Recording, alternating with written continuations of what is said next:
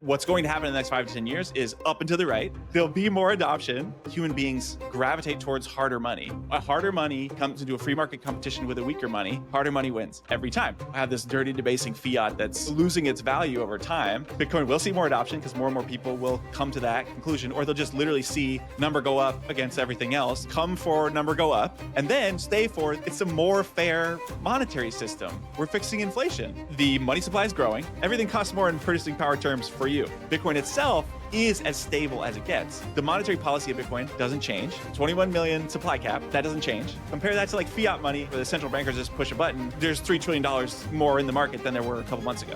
Once Bitcoin enters your life, it's gonna affect you positively. Stack sats and stay humble, study Bitcoin, spend the downtimes learning, not looking at the price. Don't worry about the outcome. Trust the process. With Bitcoin, you'll get there eventually. All right, what's up, y'all? Welcome back. This is a little bit different type of video. This is my first time being interviewed on someone else's channel. So shout out to my guy, Nurse Ralph, Bitcoin RX podcast. Go check him out and subscribe if you haven't already.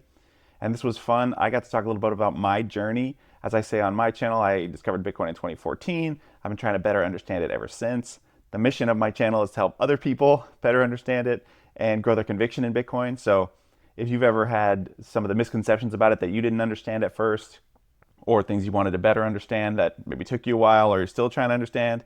I talk a lot about those things in this interview and my journey to better understanding Bitcoin. So hope you enjoy it. Let's go. Welcome to the Bitcoin RX podcast. This is your host, Nurse Ralph. Today, I got with me John from My Favorite Thing About Bitcoin. We're going to talk about Bitcoin and we'll give you your daily dose of orange pill so you don't die from fiat disease. My man, John. What's up, man? Yeah. Thanks, Ralph. I'm doing good, man. Thanks for having me on. I appreciate it. Of course, man. I appreciate you giving me the time. Before we start talking about Bitcoin, of course, tell us a little bit about yourself, man. Like, what was life like before Bitcoin and what brought you in exactly?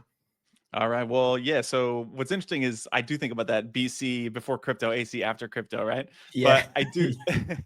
That's definitely real in people's lives. But I think in reality, it's more like a little bit of like a journey, right? A continuum, a spectrum, right? Of like this constant, for me personally, is this sort of constant growing conviction over time. So like I know, we'll talk a little bit about like, the early days, but like it's funny because I can look back at my Coinbase app and you can basically see I don't even use Coinbase anymore. That's one progression in the journey, but you can see the progression in my journey of like how much Bitcoin was he buying, how often was he buying it, how much was he selling, how much was he buying Ethereum, and then as time goes on, it's like he's buying less ETH. He's not selling his BTC anymore. His DCAs are getting bigger. You can like see it in my Coinbase app. It's kind of a funny way to like chart the journey and look back. And now he's starting his own Bitcoin YouTube channel, and look the at journey us. keeps going. Yeah. It's funny that you said that because I actually I think a few weeks ago I was looking at my Coinbase too. I was like, I was buying the top. I remember like somewhere in like I can't remember the date, but in 2021, actually I was looking at my purchase and I was like, I bought Bitcoin like 50 something thousand, and I'm like, oh wow, I actually held through the entire like bear market, and that's when I did not know anything really about Bitcoin. I just bought it because somebody said to buy it, and then now I'm like, wow, this is great. I wish I was buying more back then, but like, I'm like, man, if only I knew. If only I knew. Yeah. Man, that's amazing. That's amazing. And did you have any like good resources that like helped you like understand what Bitcoin like actually was? Like, what were like your main like I don't know, man. go to podcasts or books or anything like that? Tons. I mean, it basically it all comes back to YouTube, I think, from the early days, because it's such an easy way to like throw on a Bitcoin video or a podcast and go do the rest of your life. You could be driving, you could be doing the dishes, like it doesn't matter. So many hours of mine spent like in my just extra free time with just Bitcoin podcasts just constantly in my head. So whether it's like Robert Breedlove and Michael Saylor, he has that crazy series that they did for hours and hours and hours. And then you got like Preston Pish, you got Seyfedina Moose, like all the classic OGs. I've just consumed like hours and hours of their stuff. I think so like I bought Bitcoin way back in the day, but I didn't really get it. The first one where I really started to get it, and this is funny because I'm not even like a Tucker Carlson guy, but I stumbled upon Tucker Carlson interview he did with Michael Saylor. It was like posted on Reddit or something, and I just like happened to watch it, and I was like, that just first started the like, wait a second, this thing actually is different. It's not just like, I'm going to buy some Litecoin and I'm going to buy some Filecoin and I'm going to buy some Bitcoin. Like, wait a second, one of these things is not like the others. Yep. It does, like, it's kind of weird because it's like the way that I did it, I was buying a bunch of different cryptos, and then I was like doing like process of elimination, you know, like I remember at some point I was buying, I don't know if you're familiar with like Sandbox. There's like but there's so many different ones. I mean, these I don't even know what they're doing nowadays. And then like you're trying to figure out what are they doing, what are they used for, and all that. And then eventually you're like, well, all roads leads to Bitcoin eventually. So we all get there basically.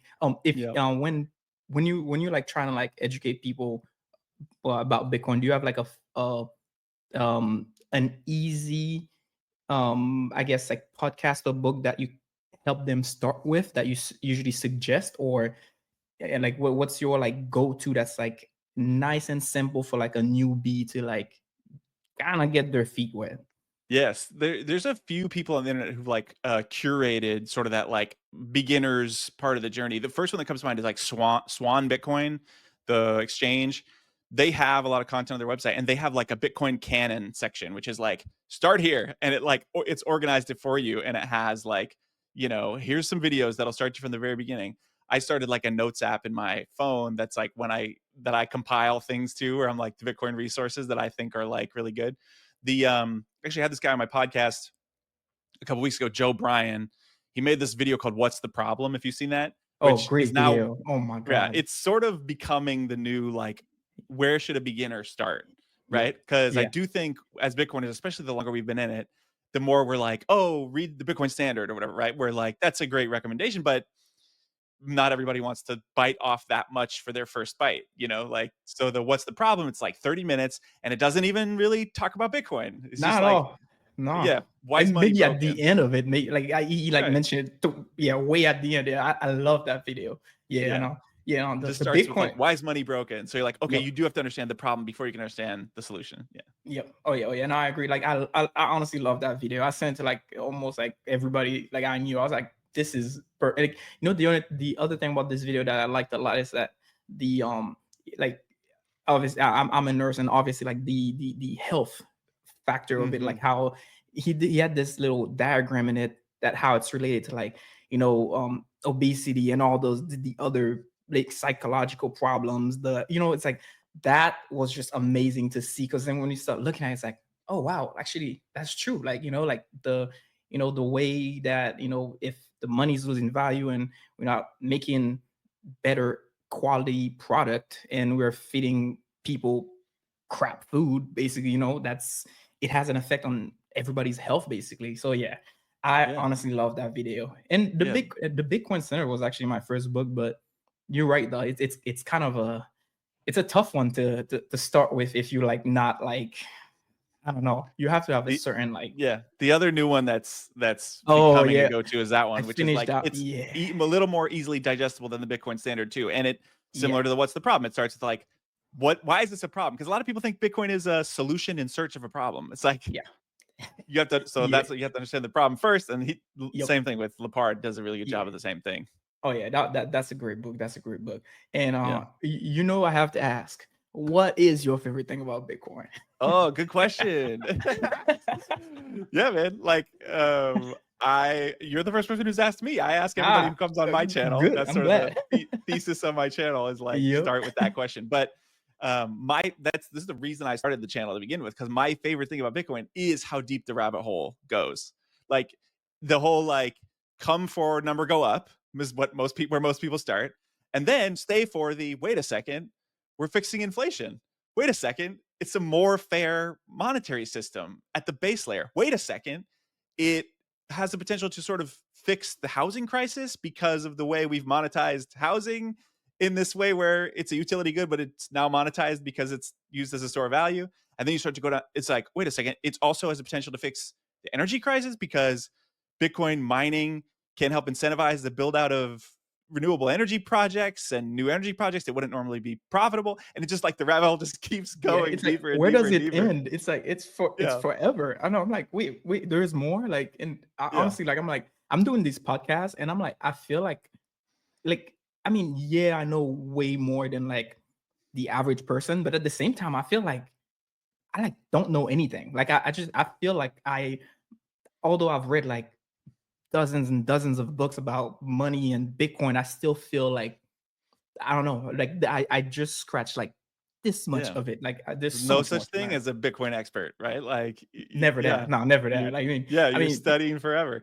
yeah, I mean, people can come to me for questions. I'll be able to answer, the basics. But like, as far as like, I mean, if you start going into sheesh, I mean, the more like technical part, I mean, I don't know much about that at Right. Yeah. all. Like Like, if you focus on learning about the monetary side, you're yep, still got a long way to learn on the technical side, or like yep, vice versa, right? Like, yeah. yep. Oh yeah. And on that note, like, what do you think is one of the most misunderstood things about Bitcoin? Like, I know a lot of people that I talk to, it's always like it starts with, oh, it's a scam, and then oh, it's a bubble, and then they go into, oh, well, it's too late. Like, what do you think it's like? Have you seen a common thing that's like, that people Yeah. misunderstand? Everything about it is misunderstood, right? Let's start Dang, there, yeah. right? Basically, if you step outside my experiences, if you go outside of the real world, or if you step outside of Bitcoin focused spaces online, like you just inundated with FUD and misinformation about what it is. I just feel like it seems anecdotally like 90 plus, 95, 99+% of people still really have no idea. My thesis is that most people's idea of what Bitcoin is comes from 15 or 16 years of mainstream media headlines, which are mostly FUD. So it's like they read a Wall Street Journal headline in 2017 that said Bitcoin's ruining the environment, and that's all they know about it. Like they just don't know anything about it. But most of all, I think the biggest sort of misconception is that it's just a speculative investment with no intrinsic value, right? Like people just think, oh, it's Beanie Babies or it's tulips, or at best it's like a stock, but it doesn't have underlying cash flows or a company that's generating profits underneath to give it value. So most people just think like, oh, you're just putting money in a magic thing and hoping it'll go up. It's the greater fool theory. You're hoping you can sell it to some other guy for more money tomorrow. And most people just don't even bother to peel one layer back, I think, to see why any of those misconceptions might not be true. Right. Yeah. Did you ever watch like there's a documentary this guy called it's wait, oh, hold on, it's coming to me. It's about inflation. Jesus. No more inflation. Actually, he like posted it on X. It's like $10 to watch. I don't know. Oh, Did cool. you ever watch that by I any think chance? I've seen it promoted. I don't think I've Yeah, watched the yeah, whole or it's actually actually watched it. such a great documentary about like Cool. inflation in like other countries and like Venezuela and all of that. It's like trying to basically talk about the problem, and then towards the end they like kind of talk about Bitcoin, and then like how that what we were talking about, the energy stuff, and how there is a mining company, I can't remember their name, but they were doing like they were using I don't know, Gridless they is were one of them. Yeah. exactly to like help in like power little town in African countries, which was Yeah. incredible. I was like, oh wow, like I mean, I was like fascinated by it because I'm like, man, there's like this thing is like this is not about like money and like making money. This fixes.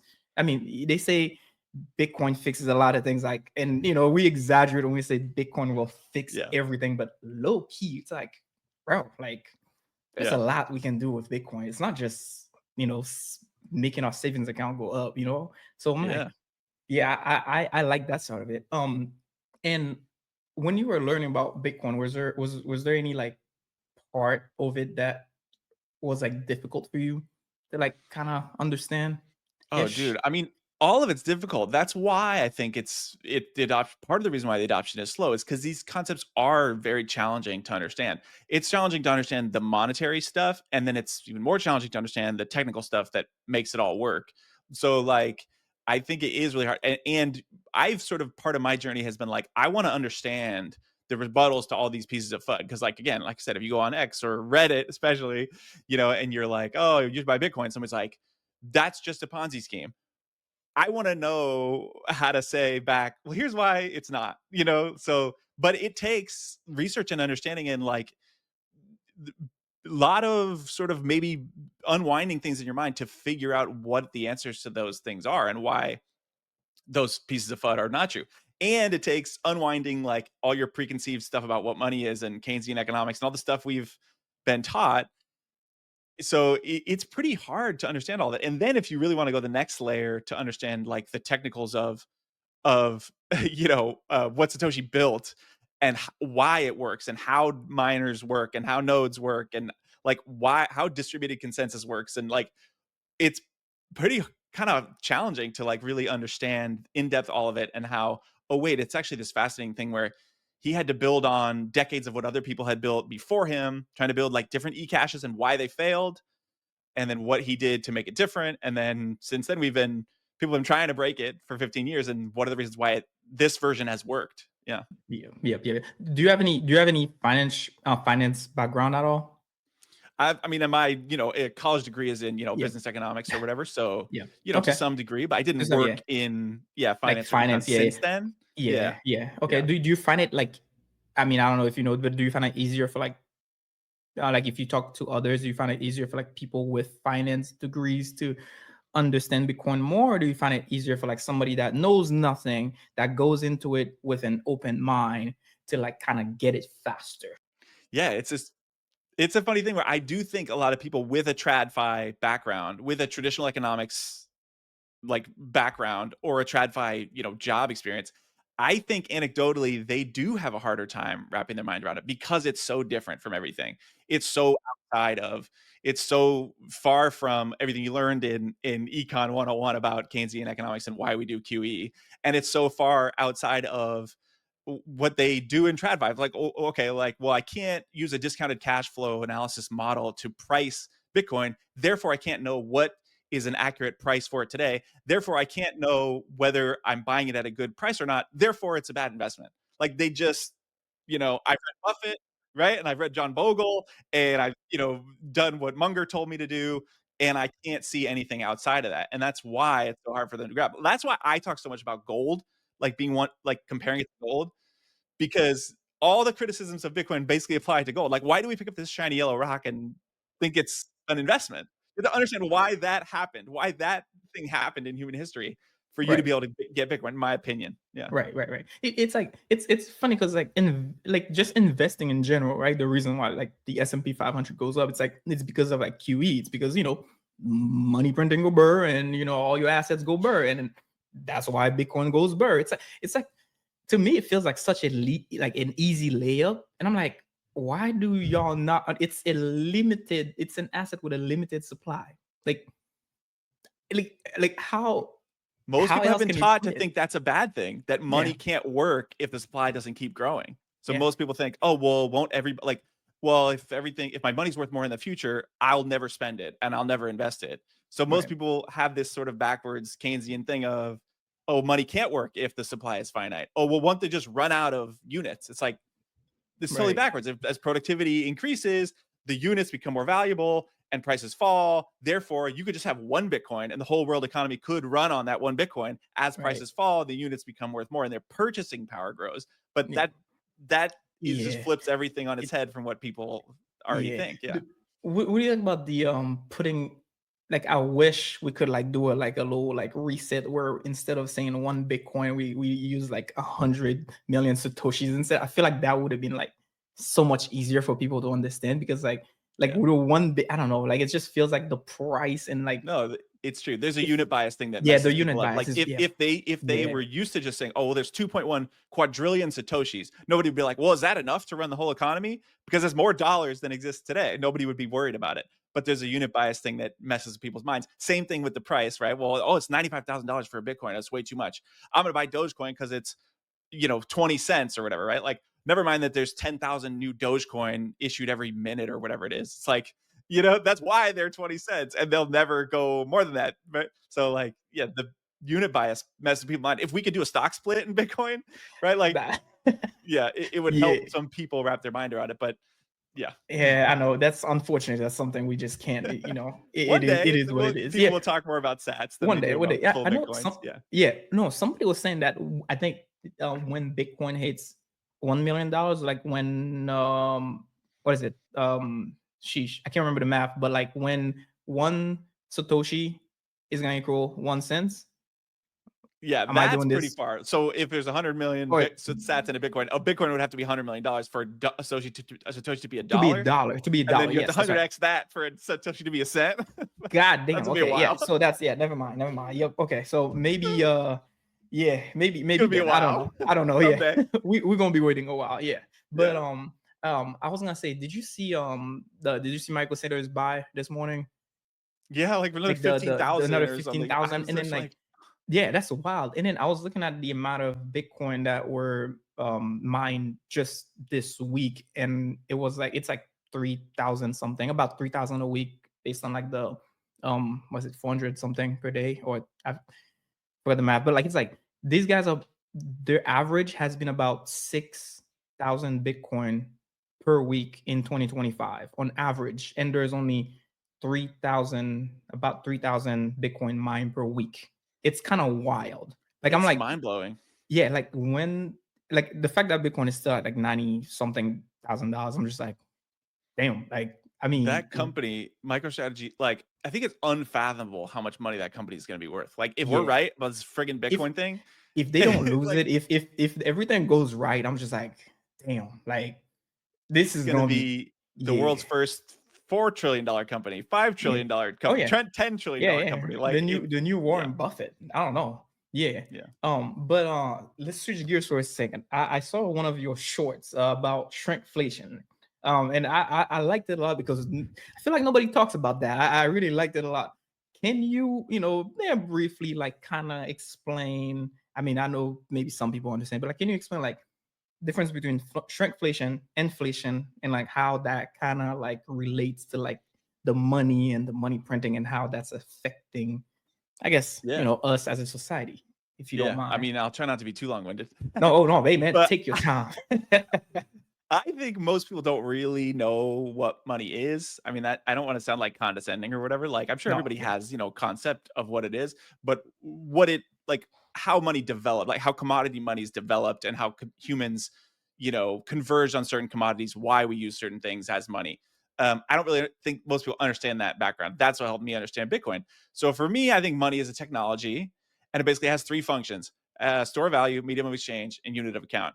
So inflation is the increase in the money supply. Today, we have these juiced up CPI metric that measures a basket of consumer goods and how the price changes from year to year, but they change what's in the basket and they change how they weight what's in the basket. I just did a video about this, not to plug my channel too hard, but so it's not a real measure of how prices are changing because they're changing what's in the basket. So I think the real measure of inflation is how much the money supply is growing. So inflation and shrinkflation are basically two sides of the same coin. The money supply is growing. That means the money that you earn or the savings that you have in dollar terms in the US is your percentage of the overall total supply is going down. And naturally, prices rise as the money supply increases because there's more dollars chasing more stuff. The amount of stuff doesn't usually increase in the economy at the same rate that the money supply does. There's more money chasing less stuff, and you hold a smaller percentage of the total of the money. So everything costs more in purchasing power terms for you. That's the simplest way I know how to explain inflation. And shrinkflation is the other side of the coin where producers of goods and services, or goods mostly, they experience inflation too. So the price of everything they use to make their thing goes up for them. So they basically have a couple choices: raise the price, which might hurt how much stuff they can sell, lower the quality because they have to save money by buying cheaper inputs, or they'll do shrinkflation, which is just sell you a little bit less of the thing that they were selling you before, and keep the price the same. So like I just like stumbled upon a packet of Oreos in the grocery store, and I think intuitively my mind and body knows the size and weight of a packet of Oreos. And I picked the thing up and I was like, wait a second, something's different. And I looked and it was like, yeah, they just took it and like, they're in 3 rows of cookies and they just made the 3 rows 1 cookie less. And so there's just 3 less cookies in the thing, but the price is the same. damn. Like, and they think we won't notice. Yeah, And it's like, this is what happens. Like this, yeah, it's back to that. What's the problem video? Like it's another negative externality of the fact that we have broken money and our money is effed with. There's 3 less cookies in the friggin' Oreo thing. And why on earth? Now you got me going. Why on earth would the cheapest, crappiest, most like high fructose corn syrup filled, chemical filled junk cookie go up in price. Like it's nothing but like chemicals and super cheap inputs. Like it should not be going up in price, and they should not Yeah. need to take 3 of them out of the thing. It's the case should be getting bigger and bigger and bigger because they can make Oreo cookies for cheaper and cheaper and cheaper. Yep. Oh man. No, I know. No, you explained that perfectly. I mean, I don't want to get you going because I can see. Yeah, I can see. Yeah, that's actually crazy. You know, and the thing is too. The other thing I'm wondering is how is that affecting the pharmaceutical companies? I mean, I don't know how like great the qualities of like the medications that we're taking now are really, but like like I'm wondering like are are we getting like lower quality medications now? Like Interesting. I in mean, yeah, it's your I mean, domain expertise for sure, right? The yeah, I medicine, the mean, medicine but side. then I don't have the proof. That's the thing. I'm like, Yeah.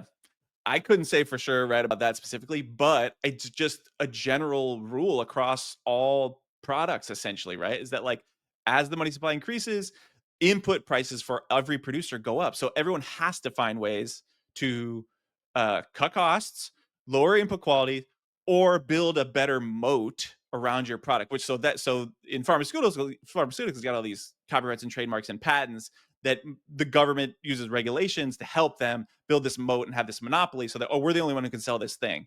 Therefore, we control how much margin we have in it. So then, I mean, again, we're going into more and more of the externalities of broken money. But another one of them is, well, the best way to gain an advantage in the society is get as close to the money printer as you can and get government to build to like lobby government to make regulations around what you do so that you can have an artificial monopoly. You don't compete freely. You want to have an artificial monopoly so that you can have better control over your prices so that you can, basically not have to be a victim to inflation quite as much.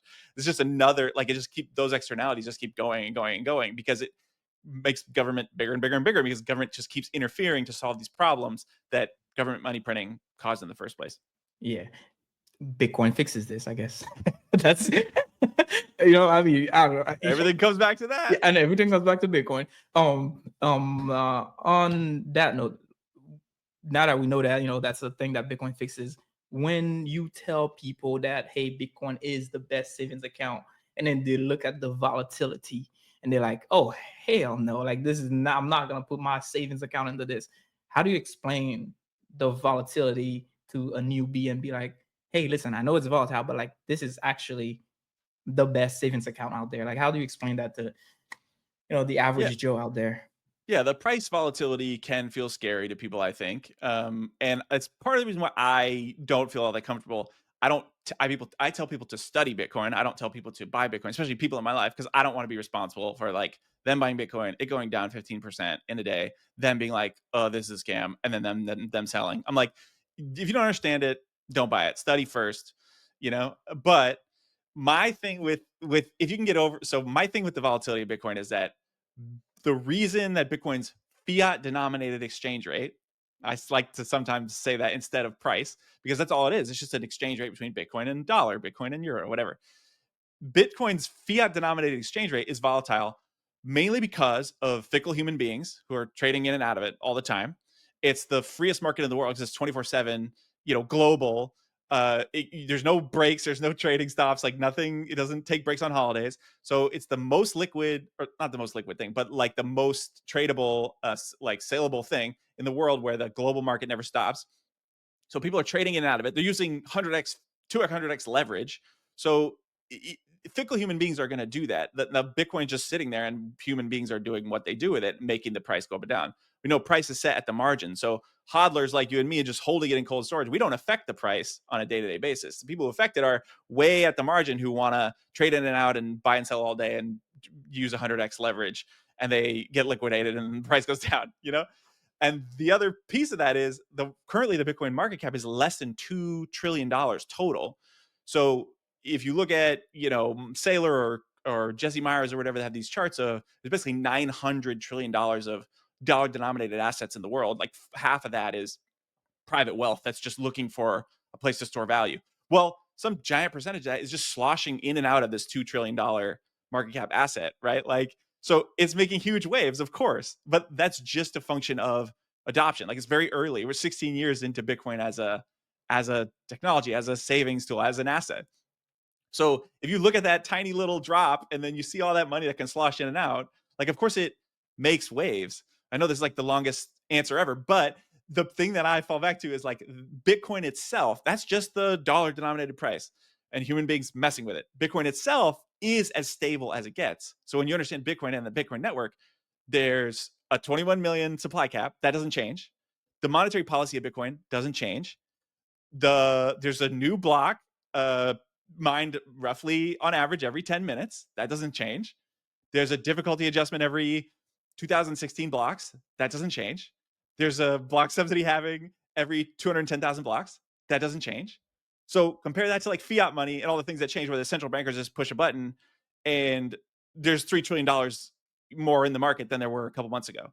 Or the interest rate, they just change interest rate on a whim whenever they want. Like, so stability wise, like, yeah, there's reasons why the price goes up and down. It feels scary when we're used to like looking at stocks charts and, 5% in the Dow would be like a nightmare. But if you really want to study Bitcoin and understand why, everything about Bitcoin itself is stable, and we're just undergoing this adoption phase that, of course, something that's really, really early in its adoption is going to be more volatile.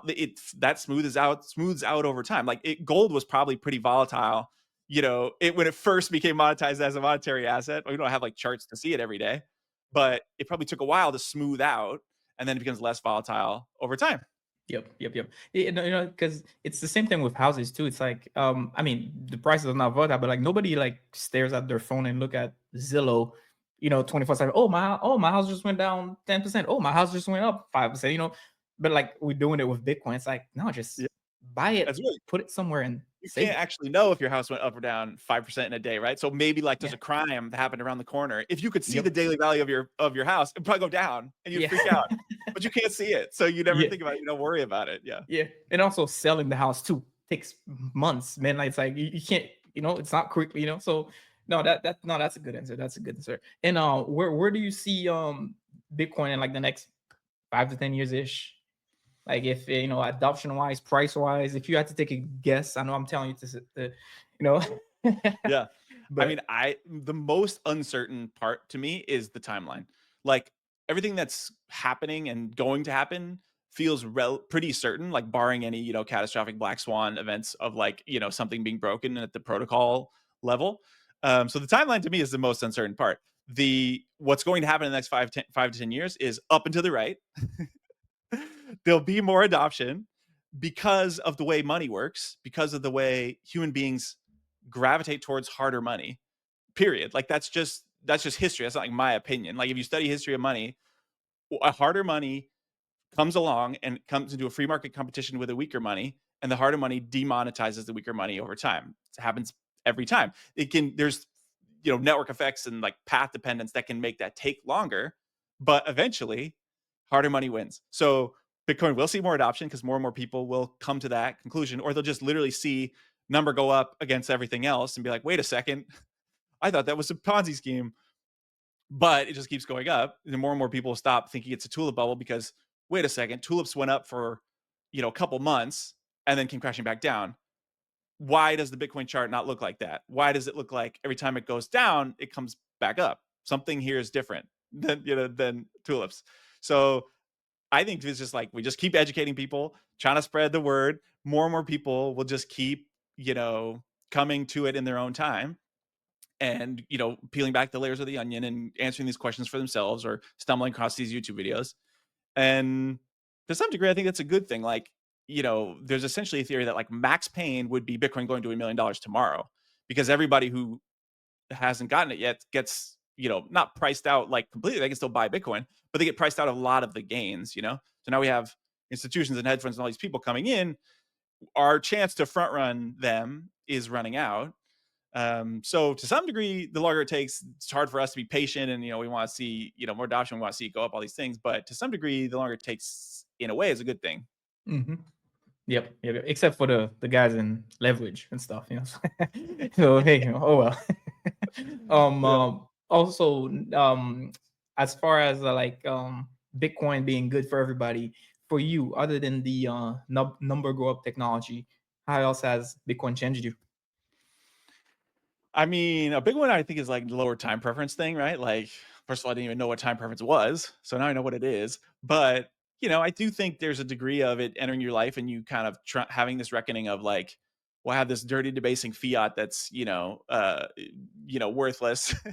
That's harsh, but losing its value over time. So a couple things you got to do. One, you're either like, well, I'll just spend it on crap I don't need because that just becomes a habit. Or two, I'm like, oh, how do I constantly find where should I put it? Right? If you find Bitcoin, you can stop, messing with, oh, I got to look at the stocks and what should I do? You can just, oh, now I have my savings technology and I can just set it and forget it.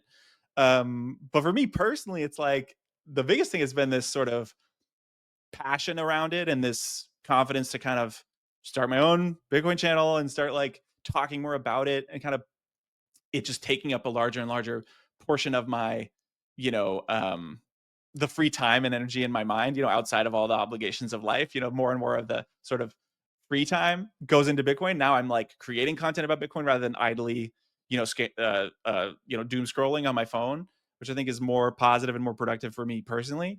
Um, so yeah, I mean that definitely doesn't apply to like a lot of people, but there's just cool ways. Like everybody's journey is different, but once Bitcoin enters your life, it's gonna find ways to affect you positively, which is awesome. And that's different for every person, but it's a super cool part of the journey.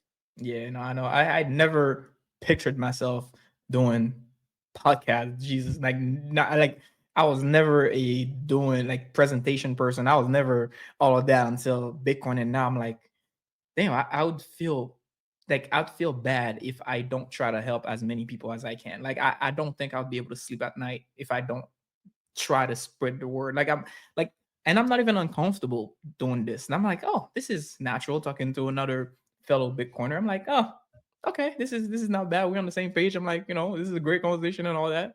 I like that. Yeah. What's your plan for your YouTube channel though? From now, just gonna be doing So like I more started podcasts like and last year. Yeah, I started last year. I knew I didn't have the time to do, I always wanted to do the interview series. I knew I didn't have the time at first. So I just started posting shorts, like just clipping other people's content. I was consuming content all the time. So I was like, well, I'll just clip other people's stuff, post shorts of it just to spread the word. And then when I finally kind of bit the bullet, kind of like decided to have the time and commit the time to it, I started the interview series. So like, yeah, just trying to talk to some of my favorite people in the Bitcoin space. The thesis was, I'll ask, what's your favorite thing about Bitcoin? Hopefully they give a good answer. Use it as a jumping off point for for a larger conversation. And then started making my own videos, that are like, quote unquote educational, I guess, right? Like I'm not trying to play like I know more than, most people, tons of people in Bitcoin know way more than me. But I say anybody who's, in the first 3-4 years of your journey, like there's potentially things that I've studied already that I could potentially offer a perspective on. So I make my own, solo videos now, and then I make the interview. And I just right now this is another thing about Bitcoin. Actually, this should have been my answer to your last question. Like Bitcoin teaches you like a lot of patience. Like it teaches you like, yeah, you put your money in Bitcoin and you think you're going to get rich tomorrow. Not going to happen. What's going to happen is it's going to go down. It's going to come up a little. It's going to go sideways for way longer than you think. Way longer. Like basically all of 2024, it was sideways. And then all of a sudden, there it goes. But that's teaching you like DCA, stack sats and stay humble. Just study Bitcoin, do more research, spend the downtimes learning, not looking at the price. And that I am applied to my YouTube channel, which is like so easy to look. Oh, this guy's got 10,000 followers. This guy's got 20,000 followers. This person, just started their channel and their video got 20,000 views. Like you can't look at any of that. You can't like I post a thing and it gets 70 views and I'm like, oh, this is disappointing. I spent a bunch of time on that. The lesson is, yeah, the lesson, same with Bitcoin. The lesson is every follower, every view, every subscriber is a real human being that saw value in your thing. Appreciate that, enjoy it, and try to get a little better each time. And that's it. Just stick your head down, put one foot in front of the other. Don't worry about the outcome. If you trust the process with Bitcoin or with your YouTube channel, yep, like yep. you'll get there eventually. Yeah. Oh yeah. I know stack sat and stay humble. I like that's a good answer actually. I like that a lot. You're a millennial like me? Millennial. Yeah. Yeah. Oh yeah, nice. If I you thought could you go said, am back I in a the millionaire? oh, hey, no, I'm not. I wish I would Not not be yet. doing this. Yeah. Nobody come to No, my house looking for yeah, I know, millions of right? dollars worth of Bitcoin. It does. It Hey, ain't there. I don't get promise. it. No, if you could go back in the past and talk to like your 18-year-old self, what would you tell yourself? Other than buying Bitcoin. I know we all want that. Nah. Right. Answer number one. Well, if I can't tell myself to buy Bitcoin, I would tell myself to study Bitcoin. But Yeah. I know that's not what you meant. No, that's fair. I don't know, it's similar to like what I said about the last thing, right? Like that's such a lesson is like lower the pressure on yourself, lower the time preference of everything you do, lower the time horizon and the what you think you're supposed to be achieving in a day or a week or a month or a year. Like there's that quote that's like we vastly overestimate what we can do in a month or a year, and we underestimate what we can do in 5 years or 10 years, right? So your whole life is head down, one foot in front of the other. The outcome will take care of itself. There's like a Steve Jobs quote that's like something about life is about collecting dots, and you can only connect the dots when you're looking backwards. You can't connect the dots today or looking into the future. So your whole life is collect the dots and then don't worry about the outcome. Like when you're ready, you'll be able to look back and see how the dots of your life connect. Yep. Damn, that's deep. Sheesh. I might Hell have deep, to. bro. Yeah. I like that. I like that. Oh man, thank you for your time. I hope that was not too painful. Where can people Oh, find dude, you, I could do this man? all day, man. How much time you Oh got, yeah. man? Let's go 8 hours. No, I know. I mean, I gotta go, but I will do it again. I will do it again because this is just the beginning, man. This is my little introduction, I guess, podcast phase. Where I kind of like get people talking, get them comfortable, and then and then eventually, at second time around, be ready to answer some very complicated question because I ain't gonna take it easy on you. Oh, dude, I see these Bitcoin podcasts like most like Breed Love or whoever, like the new podcast comes out and it's like 3.5 hours long, and Yeah, I'm I'm like, like, bruh, damn, Jesus. dude. I mean, I enjoy them, but I'm like, woo, man, I know that's yeah. But where it's a can long people time to find you, record. man? It's a long time to listen, and then It is. And then yeah, editing it too is. I mean, I don't edit my podcast as much. I just let them play out. I mean, if I'll put a little introduction at the beginning, and then but like I like to just let the conversation flow, man. I know too much editing just kind of, to me at least, just I don't know. I I'm know just that I'm type too of person. self-conscious at this point. Like I lightly edit like the parts where I Yeah. think I look awkward or like I talked way too much, and I'm like, oh Yep. damn it! Like I talked for 5 minutes in between, Yep. questions to the guest, and like afraid some person on YouTube's gonna be like, let the guest talk. Oh, So then I'll like clip it in post. you know, But I'm no getting matter more comfortable and just let it breathe. Yeah. yeah, no matter what you do, somebody's gonna have something bad to say. Yeah. So just let it be. It is what it is, 100%. Yeah. man. It's fine. It's fine. Yeah, man. Yeah. But where can people find you, man? Yeah, the YouTube channel is my favorite thing about Bitcoin, Nice. MFTAB. I think I have like created a branding issue for myself because I couldn't get that as my @ symbol on Twitter. So my Oh. Twitter is @ the Sad Daddy, which I'm kind of embarrassed about because I think it's goofy, but I thought it was funny when I created it. So every day I'm like, should I change it? It's kind of stupid, but I mean, that's I don't know. Hold on. That's hitting me hard. You might have to keep that one, man. yeah, well, Damn, at the Sad yeah. Daddy. Sheesh, Yeah. that's a good one. That's a good one. And then I'm on TikTok at the same thing, at the Sad Daddy too, because I'm on TikTok Alright. specifically because there's very little Bitcoin maxi content on TikTok, and I'm like, we Yeah. gotta fight Yeah. the XRP bots Yeah. Oh and God. the Yeah. shills, Yep. nothing but crypto shills Yeah. and XRP bots. So I'm out No. there with the fighting the good fight on TikTok, and just people telling me I'm a scammer and an idiot and a Ponzi schemer. Yep. Do you find like the comment section on TikTok like horrible? Like I've heard a lot of like, I mean, not bad things, but like a lot of like, I don't know, like pushback where people are just like, oh no, like I don't know, is it like not Mostly, like I said at the beginning, mostly it's like on YouTube, like you're in your algorithm bubble and it pushes out to people who like Bitcoin, and then when it pushes out to people who don't, like beyond the Bitcoin bubble, that's Yeah. when like you start to get people telling you you're a scammer. On TikTok, basically all people who aren't in the Bitcoin bubble, in my opinion. Yeah. There's Yeah. like a few people who follow me who like say nice stuff on most of my things, which Yeah. I appreciate. And then like everybody else it pushes it out to is like, you're an idiot, you're a scammer, that's going to zero, quantum computing is going to destroy that, and there's all the pieces of FUD. But then I'm like, okay, good. I take the comment and I use it as a way to rebut. Like, well, here's why. Here's why you're Yep. not right about that. And Yep. if I can Yep. keep my cool and not get annoyed by them, then I can hopefully spread the message slowly but surely. Yep. Damn. I sounds good. I mean, I might have to look into the TikTok thing because I find that interesting. There's too many haters out there, and we need to. I might start doing that too. All right, Sad Yeah, man. Daddy. I'm gonna see you next time, man.